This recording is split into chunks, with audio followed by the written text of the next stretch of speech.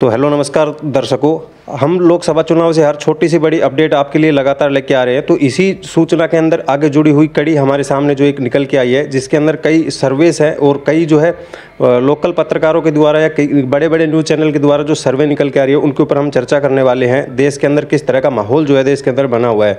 तो सर, एक बार जो आपके सामने जिन जिन सर्वे के अपन चर्चा करने वाले हैं आज, इनके ऊपर एक बार दर्शकों को आप बताओ कि किस प्रकार की जो अपनी चर्चा आगे बढ़ाते हैं अपन। इस वीडियो में एक्सिस माई इंडिया के सर्वे पे हम डिस्कस करेंगे जी, जो अभी सोशल मीडिया पर काफ़ी वायरल है जी, उसमें एनडीए को कितनी सीटें मिल रही हैं, इंडिया गठबंधन को कितनी सीटें मिल रही हैं और अदर्स को कितनी सीटें मिल रही हैं। जी।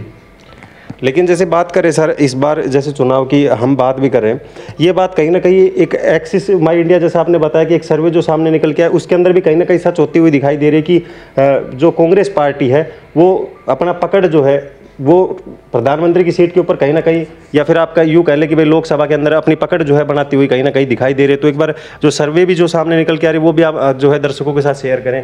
देखो, एक्सिस माई इंडिया का एक सर्वे वायरल हुआ है जी, जिसमें बताया गया है कि एनडीए को इस बार 243 से 254 सीटें मिल रही हैं। जी, जो बहुमत से 200, जो बहुमत का आंकड़ा 272 है, उससे काफ़ी दूर हैं वो। जी, जी, अगर वोट प्रतिशत की बात की जाए तो 44% है वोट परसेंट। जी, वहीं अगर इंडिया गठबंधन की बात करी जाए तो 232 से 242 सीटें उनको मिल रही है जी, और वोट परसेंट की बात करें तो 43% है। जी, अगर दोनों एनडीए और इंडिया का वोट परसेंट की तुलना की जाए, इनका 44 है और इनका 43 है, 1% का ही डिफरेंस देखा जा रहा है।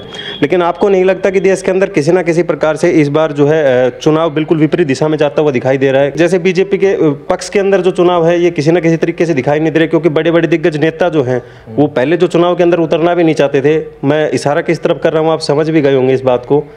लेकिन अभी फिलहाल जो है वो अपनी सीट और कहीं ना कहीं जो केंद्र की सत्ता है उसके ऊपर अपना अधिकार करना चाहते हैं। इस प्रकार से जो चुनाव को लड़ने के लिए भी जो है आगे आते हुए दिखाई दे रहे। तो इस चीज़ के ऊपर क्या राय है आपकी, दर्शकों को बताएं सर। मुझे ऐसा लगता है आप यूपी में हुए बदलाव के बारे में बात कर रहे हैं। अखिलेश यादव जी ऐसे कन्नौज से लड़ रहे हैं, पहले उनका फैसला था कि वो नहीं लड़ रहे हैं। जी, मुझे भी ऐसा लगता है कि पहले चरण के वोट के बाद विपक्ष का कॉन्फिडेंस बढ़ गया है। जी, पहले उनको ये लग रहा था कि हम जीत ही नहीं सकते ये चुनाव। अब मुझे लगता है कि उनको ऐसा लगने लगा है कि अब सत्ता हमारे पास आ रही है। जी, अब सत्ता जब उनके पास आ रही है तो बात है कि अब केंद्र की सत्ता में किसको नहीं रहना है। जी, तो उसके लिए तो चुनाव लड़ना ही पड़ेगा, लोकसभा में रहना ही पड़ेगा। जी, तो इसलिए बदलाव हो रहे हैं, फैसले बदल रहे हैं। जी। तो सर, जैसा आपने दर्शकों को बताया कि यूपी के अंदर जिस प्रकार जो है माहौल चेंज हुआ है, और आप कह रहे हो कि भाई देश के अंदर जो जितने भी राजनेता है वो कौन नहीं चाहता कि देश की सीट के ऊपर जो है बैठना चाहिए। तो प्रधानमंत्री मोदी जी जैसे लगातार 400 पार का नारा भी दे रहे हैं और लगातार जितनी मतलब दुगनी शक्ति के साथ अपनी, जैसे आपने भी देखा होगा कि भाई लोकसभा चुनाव जो है 7 स्टेज के अंदर कंप्लीट होने हैं देश के अंदर। तो जैसे जैसे चुनाव आगे बढ़ता हुआ जा रहा है तो प्रधानमंत्री मोदी जी भी लगातार दुगनी गति के साथ, दुगनी ऊर्जा के साथ जो है अपने विचार जो है लोगों के सामने रख रहे हैं। और सेम जो है कांग्रेस के ऊपर भी, और अभी आपने देखा होगा बहुत सारे हमारे दर्शक भी जानते होंगे इन चीज़ों को कि लगातार जो है पुरानी पुरानी बातें, जैसे कि इंदिरा गांधी के समय की या राजीव गांधी के समय की, या आप यूँ कहिए हेरिटेज टैक्स की बात जो है लगातार मोदी जी कर रहे हैं। तो इन चीज़ों के ऊपर भी आप एक बार राय जो है दर्शकों को देखो, मंगलसूत्र का जो स्टेटमेंट आया था जी, वो काफ़ी वायरल हुआ था जी, उसके बाद लग रहा था कि बीजेपी ने बहुत बड़ा दाव खेल दिया है जी, पर जब से कल से प्रियंका जी और राहुल गांधी का स्पीच जो आया है जी, उसके बाद लग रहा है उस स्पीच पे बहुत बड़ा काउंटर खेल दिया है। पहले गेंद बीजेपी के पाले में लग रही थी, अब गेंद कांग्रेस के पाले में लग रही है। जी, तो ये तो चुनाव जब तक चलता रहेगा, कभी इधर होगी गेंद कभी उधर होगी, ये तो चलता ही रहेगा, क्योंकि दोनों तरफ राजनीति के कद्दावर लोग बैठे हुए हैं। जी। तो कभी वो इधर से दाव खेलेंगे, कभी उधर से दाव चला जाएगा। इनकी शतरंज की चालें चली जा रही हैं। तो एक बार दर्शकों के साथ जो अपनी सर्वे रिपोर्ट है, जो एक्सेस माई इंडिया जो प्रदीप गुप्ता जी के द्वारा जो निकाली गई थी, उस एक्सेस रिपोर्ट की जो है एक बार हाल हम दर्शकों को बता देते हैं। पहले मैं आपको बता देता हूँ वोट परसेंट किसका कितना है, हमने पहले भी डिस्कस कर लिया। अगर वोट परसेंट की बात करी जाए तो एनडीए जो गठबंधन है बीजेपी के साथ जी, उसका वोट परसेंट है 44%। जी, इंडिया गठबंधन की बात करी जाए तो 43% है। जी, और अदर्स को जो ना इंडिया में है ना एनडीए में है, या कोई तो निर्दलीय खड़ा है, कोई उनकी क्षेत्रीय पार्टियां हैं, उनका वोट परसेंट आ रहा है 13%। अब एक बार पूरे समीकरण को देखें तो अब सीटों की बात कर ली जाए। सीटों को जैसे मैंने बताया एनडीए को मिल रही हैं 243 से 254 सीटें, इंडिया गठबंधन को मिल रही हैं 232 से 242 सीटें जी। और अदर्स को मिल रही हैं 40 से 55 सीटें जी। अगर इसमें एनडीए में अगर मैं बीजेपी की सीटों की बात करूं तो बीजेपी की सीटें मिल रही हैं 208 से 219 जी। और इसके अलायंस जो हैं मतलब जो एनडीए में हैं अन्य दल उनको 35 से 38 सीटें मिलती हुई दिखाई दे रही हैं। वहीं अगर कांग्रेस की बात करें जी। तो कांग्रेस को 115 से 123 सीटें मिल रही हैं। जी। अगर इसको पिछले साल से कंपेयर किया जाए मतलब 2019 से जी। तो उनकी कुल सीटें थी 52 जी। कांग्रेस की, जी। वो ऑलमोस्ट 50% से भी ज़्यादा हो गया है इस बार, मतलब डबल हो चुकी हैं उनकी सीटें। सीटें जो है, तो इसका मतलब आप जो पूछ रहे थे कि राहुल गांधी जी ने जो रोड यात्रा करी उसका फ़ायदा तो यहाँ पे सर्वे में दिख रहा है जी। पर यहाँ पे एक चीज़ है कि इनके जो अलायंस इन्होंने किया है जी। इंडिया अलायंस ने जितनी भी पार्टियों को क्षेत्रीय पार्टियों को साथ में लेके आए हैं वहाँ बहुत बड़ा बदलाव, वो कांग्रेस से भी ज़्यादा सीटें निकालते हुए दिख रहे हैं वो लोग। 120 से 128 सीटें उन क्षेत्रीय दलों के पास आती हुई दिखाई दे रही है। तो जैसे पिछली बार अगर बात करें तो पिछली बार तो इन्होंने जो है अलायंस के साथ, जब इनकी जो यूपीए जो गवर्नमेंट होती थी उनके साथ तो इन्होंने जो कुछ भी सीटें नहीं निकाली, लेकिन उनमें भी जो है बढ़ोतरी और कहीं ना कहीं इंडिया अलायंस का जो है फायदा वो साफ देखने को मिल रहा है इन चुनाव के अंदर। तो अगर यूपीए की बात करी जाए और इंडिया अलायंस तो ये काफ़ी अलग है जी। यूपीए ऐसा था कि वो पावरफुल तरीके से ये कहता था कि हम ज़्यादा से ज़्यादा सीटों पे लड़ेंगे जी। और क्षेत्रीय दल को कम सीटें देंगे जितनी कम हो सके। पर जब इंडिया गठबंधन बना है तो उसका ये है कि कांग्रेस जितनी कम पे लड़ेगी उतने कम पे लड़ेगी और क्षेत्रीय दल को ज़्यादा से ज़्यादा लड़ाएंगे वो जी। तो उसका फ़ायदा शायद यहाँ पे भी देखने को मिल रहा है क्योंकि क्षेत्रीय दल क्या होता है कि कई क्षेत्रों में बहुत ज़्यादा मजबूत हैं जी। तो क्षेत्रीय दल का फ़ायदा अगर इस सर्वे को माने सच तो ये होता हुआ दिखाई दे रहा है यहाँ पे। तो जैसे सर आपने जैसे सर्वे तो बता दी, लेकिन एक चीज़ और भी देखने को मिली है, जैसे कि बीजेपी की बात की जाए तो बीजेपी की कहीं ना कहीं पिछली बार जैसे 2019 की बात की जाए तो बीजेपी को 303 सीटें जो मिली और इस बार जो उनकी एनडीए गवर्नमेंट थी उनको कहीं ना कहीं 353 के आसपास सीटें जो है वो मिली थी। लेकिन इस बार की बात की जाए तो सर्वे जो है आपकी कुछ और बता रही है, तो इन चीज़ों के पीछे आप कैसे देखते हो? देखो आप जैसे आपने बताया 2019 में बीजेपी को 303 सीटें मिली थी पर अगर सर्वे को सच माने तो इस बार 208 से 219 सीटें ही मिलती हुई दिखाई दे रही हैं। तो करीब करीब 100 सीटें बीजेपी कम होती हुई दिखाई दे रही है, 90 से 100 सीटें।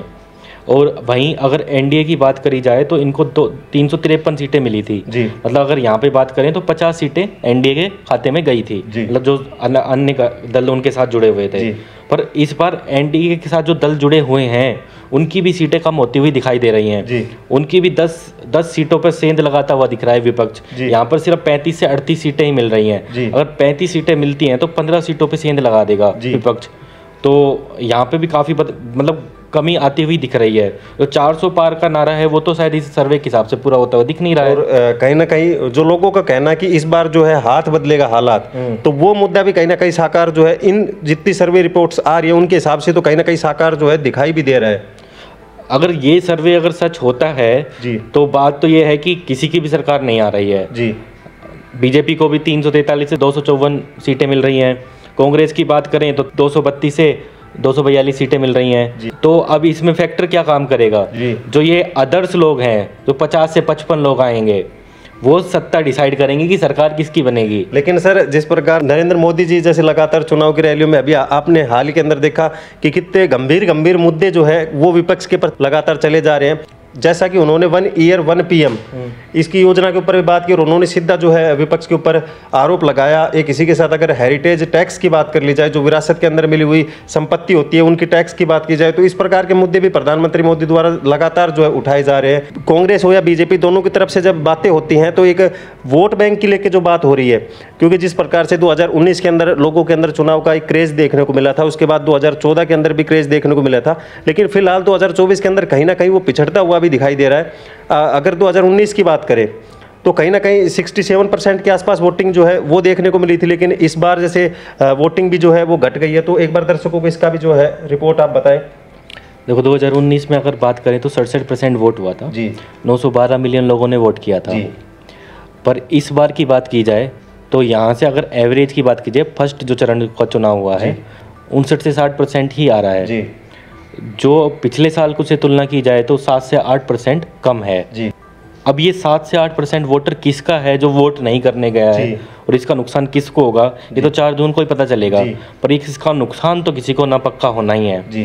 और ये किस पार्टी को होगा ये आने वाली 4 तारीख ही डिसाइड करेगी। 2019 की अगर बात करी जाए जी तो बीजेपी को 37.36% वोट मिला था जी और एनडीए की बात की जाए तो 45% वोट मिला था जी, टोटल वोटों का। हाँ, जी पर अगर इस सर्वे को सच माने तो इस बार उनका वोट परसेंट 44% रह रहा जी। है, तो मतलब 1% वोट उनका खिसकता हुआ दिखाई दे रहा है। जी पर अगर ये देखा जाए कि वोट परसेंट तो उनका ज़्यादा कम नहीं हुआ है, जी पर जो कांग्रेस ने अलायंस किया है जी उसका फायदा उसको सीधा मिलता हुआ दिखाई दे रहा है जी कि उनका वोट परसेंट भी बढ़ा है और साथ ही उनके अलायंस हैं वो भी अच्छी सीटें निकालते हुए दिखाई दे रहे हैं। तो सर अब जैसे बात कर लिया आपने, जैसे बीजेपी की बताई 2019 से और 2024 का जो आपस में कंपैरिजन है वो आपने बताया एक बार दर्शकों को, तो किस प्रकार यूपी जो है लगातार 2019 के बाद अगर अब की बात की जाए इंडिया अलायंस जो नए नाम से जो सामने निकल के आई है, तो इनमें जो है किस प्रकार का बदलाव जो है वो देखने को मिला है, तो इसके ऊपर आप दर्शकों को अपनी राय बताएं सर। देखो कांग्रेस की बात की जाए तो कांग्रेस को लगभग 10% वोट मिला था जी 2019 में, पर अब अगर उनका वोट परसेंट की बात की जाए जी जो इंडिया गठबंधन की है जी वो 43% हो चुका है जी लगभग 33% वोट परसेंट उनका बढ़ चुका है। जी। तो ये बहुत ही बड़ा बदलाव दिख रहा है जो शायद अब आने वाले टाइम में प्रधानमंत्री की कुर्सी भी डिसाइड करेगा। जी मैंने जैसे आपको बताया कि इस बार कोई भी पार्टी पूर्ण रूप से बहुमत में नहीं आती हुई दिखाई दे रही है जी। अगर इस सर्वे को सच माने तो। जी अब की बार जो अदर्स को 50 से 55 सीटें मिलेंगी, चाहे वो निर्दलीय हैं या फिर वो क्षेत्रीय दल हैं जो किसी भी गठबंधन में नहीं है, जी वो डिसाइड करेंगे कि प्रधानमंत्री कौन बनेगा जी। अगर इस सर्वे को सच माने।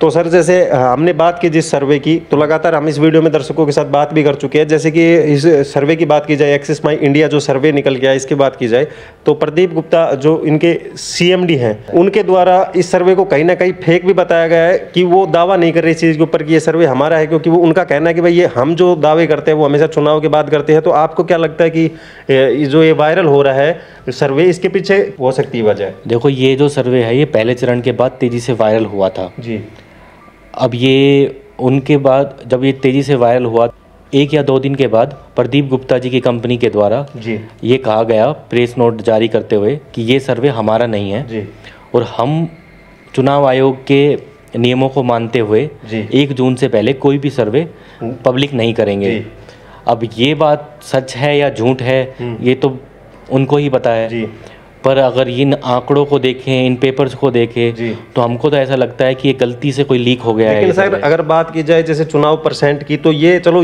ठीक है, हम मान सकते हैं कि सर्वे किसी न किसी तरीके से जो है उनके द्वारा नकारा भी गया है, लेकिन अगर चुनाव की प्रतिशत की बात करी जाए, किस प्रकार चुनाव भी कम देखने को मिले हैं, लगातार हम भी अपने चैनल के द्वारा सर्वे लगातार कर रहे हैं दर्शकों के बीच के अंदर, तो हमारे पास भी जैसे आंकड़े हमारी टीम के द्वारा जो आंकड़े इकट्ठे हुए हैं, तो उनके द्वारा भी जो है इसी प्रकार के जो आंकड़े निकल के सामने आ रहे हैं कि भाई देखो अब ये सर्वे को आप सच मान भी कैसे सकते हो। देखो अगर अभी तो एक ही चरण का चुनाव हुआ है, अभी तो बाकी चरण भी बाकी हैं जी, तो किधर भी पाला बदल सकता है जी। तो अभी सर्वे काफ़ी बदलेंगे, ऐसा कुछ नहीं है। और क्या पता इस सर्वे से भी नीचे चली जाए बीजेपी, या बहुत आगे चली जाए, या फिर कांग्रेस बहुत नीचे चली जाए, या कांग्रेस बहुत आगे चली जाए, ये कुछ भी हो सकता है। अभी 7 चरण के चुनाव बच रहे हैं, एक ही चरण का चुनाव हुआ है, तो ये 7 चरण के चुनाव हो जाएंगे, उसके बाद ही सही पता चलेगा। अब वो देखने वाली बात होगी कि इस बार वोटर निकलता है या नहीं निकलता है। अगर इस बार भी वोटर नहीं निकलता है, सत्ता पक्ष के लिए चिंता की बात होगी। जी। तो सर जैसे पार्टियों द्वारा, जैसे कि विपक्ष हो चाहे सत्ता रूरल पार्टी हो, उनके द्वारा भी और चुनाव आयोग के द्वारा मिलकर आपको नहीं लगता कि उनके द्वारा जो कैंपेनिंग जो है लोगों के अंदर अवेयरनेस जो है एक प्रकार से करनी चाहिए, ताकि जो लोग भी ज़्यादा से ज़्यादा निकल कर वोट कर सके, और कहीं ना कहीं इस संख्या को, जैसे कि आप बता रहे हो कि पिछले चुनाव के बजाय इस बार 6-7% जो है चुनाव पिछड़ गए हैं, तो इनको कहीं ना कहीं कंप्लीट करने का जो है इनके द्वारा काम किया जाना चाहिए। हमने जैसे अपील करना चाहता हूँ कि लोग ज़्यादा से ज़्यादा वोट करें, निकलें घरों से, और कोई भी पक्ष को वोट करें, पर वोट करें क्योंकि आप डिसाइड करेंगे आपका भविष्य है। अगर आपका एक वोट, क्योंकि 5 साल के बाद फिर मौका मिलेगा आपको, उससे पहले आपको मौका नहीं मिलना अगर कुछ ऐसा नहीं हुआ कि दोबारा चुनाव नहीं होते हैं या सत्ता नहीं बदलती है। और जैसे देश के दर्शक, जैसे हमारे दर्शक हैं, वो अगर किसी पार्टी के कटाक्ष करने के इच्छुक होते हैं तो उन्हें वोट करने का भी कहीं ना कहीं अधिकार होना चाहिए उनके पास। हाँ, घर से निकल के आपको वोट करना चाहिए। आप कहीं पे भी हो, आपकी छुट्टियां होती हैं जहाँ पे आप होते हैं, और या आप किसी भी ऑफिस में काम करते हैं, अगर आप वोट के लिए बोलेंगे तो शायद आपको छुट्टियां भी मिल जाएंगी वहाँ पे आराम से। तो आप कहीं पे भी हैं, जाइए वोट करिए। आपके घर में कोई शादी होती है और कोई फंक्शन होता है तो भी आप जाते हैं ना, तो इसको भी एक ऐसा त्यौहार मानिए, एक फंक्शन मानिए जी, और जाइए और वोट करिए। जी। तो आज के लिए वीडियो में इतना ही। अगर आपने वीडियो यहाँ तक देखी है तो प्लीज़ इस वीडियो को लाइक जरूर कर दें, चैनल को भी सब्सक्राइब कर ले ताकि आने वाली हर वीडियो आपको सबसे पहले मिल सके। मिलते हैं ऐसी और सर्वेस के साथ, लगातार आपके साथ जुड़े रहेंगे। अब लेते हैं हम आपसे विदा। धन्यवाद। ऐसी ही और खबरों से हमेशा अपडेट रहने के लिए चैनल को सब्सक्राइब कर लीजिए और वीडियो पसंद आया हो तो लाइक और शेयर करना ना भूलें।